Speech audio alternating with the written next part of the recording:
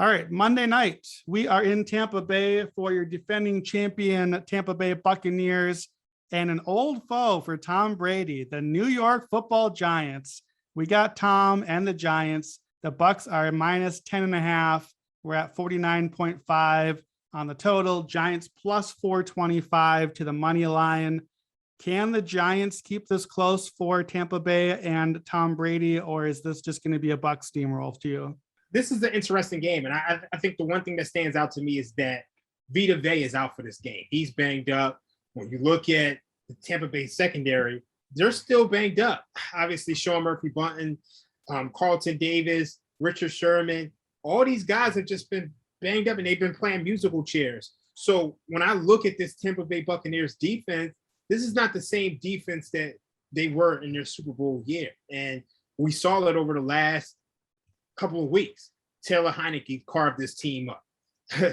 It's just Trevor Siemian carved this team up. These are bottom of the barrel quarterbacks. And Daniel Jones, as much as people may not like him, he's a guy who can add variance to the game. And Saquon Barkley is going to be able to run on this defense without Vita Vea. I think the Giants can keep it close, but I don't see the Giants stop at Tampa Bay. I'm leaning towards the over in this matchup. Interesting. So I actually think that the key name for the Giants in this game is Patrick Graham. Patrick Graham is the defensive coordinator, and I think he's going to really try to come after Tom Brady. The pass defense for the Giants has been number 4 in EPA for the year. The defense is number 7 in EPA. So the Giants defense has really come around from what we saw early on. The run D is not good. So I think if Tampa is kind of conservative and gives the ball to Leonard Fournette, he could have a big game. But I'm not sure that they're going to be willing to do that. They're on this 2-game losing streak. They're big favorites. It's Monday night. I think they're going to want to lay it up. And I don't know, the Giants pass rush has come around a lot this season. Azeez Ojulari has been a really good rookie for them. So that's kind of been the formula with Tom Brady against the Giants. That's the Giants thing, is come after Tom.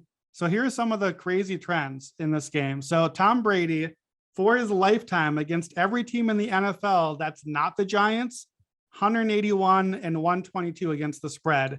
Against the Giants, 2-6 against the spread. That includes in 2007, they nearly lost the perfect season. You remember, right down the stretch. Then they did lose the perfect season in the Super Bowl. Then they lost the other Super Bowl. Those 8 games, we've had 5 of the 8 have been within 4 points. Somehow, despite all the things Tom has done for 2 decades, the Giants are the one team that has his number. Is that a thing? Is that anything at all, or is that completely irrelevant to this? I think it's completely irrelevant. Obviously, these different coaching staffs, these are different teams. Like, Tom has played so long that this is almost 3 different eras. So I can't really make too much of it at right now. Is there a better time than now for him to avenge these losses? Well, he's the favorite for MVP now. It's a good spot for him to, every time someone becomes the favorite MVP for the last month or so, they go out and lay an egg. So we'll see if he continues the trend. Hopefully not. I've been on Brady all season. Here's another trend, a little bit more relevant, maybe, rather than just the mystique of the Giants. So Brady, 60% against the spread, 55% as a double-digit favorite. Still good, not as good. 5-9 against the spread as a night game double-digit favorite. So you think in these primetime spots, that's my guy, Tom Brady. But the line makes it look like that those are actually, they're inflating the lines up, and the Bucs or Brady himself is not covering. In fact, the last 2 of those, of course, have been against the Giants, and the Giants covered both of them, including against the Bucs last year. So I know it's a little crazy. I'm taking the mystique. I'm taking the Giants to get the cover here. We know Danny Jones is a big cover guy on the road. I'm just going to take the mystique. I'm throwing out all the rest of the logic. I know what the Bucs can do. I know the Bucs certainly could come out and win by like 30 in this game. I'm going to take the Giants plus 10.5. I'm not mad at that.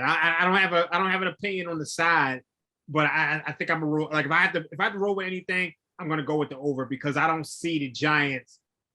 To me, if they're going to cover, they're going to put up some points. So I think 49-50, where it's at now, it's a little bit low. All right. I like it. Hopefully it's a good game. We got Peyton and Eli in the booth on this one. So with Tom and with the Giants, you definitely want to get over to ESPN2 and be listening to what the Mannings have to say. If ever, this is the one for that. So I'm looking forward to that.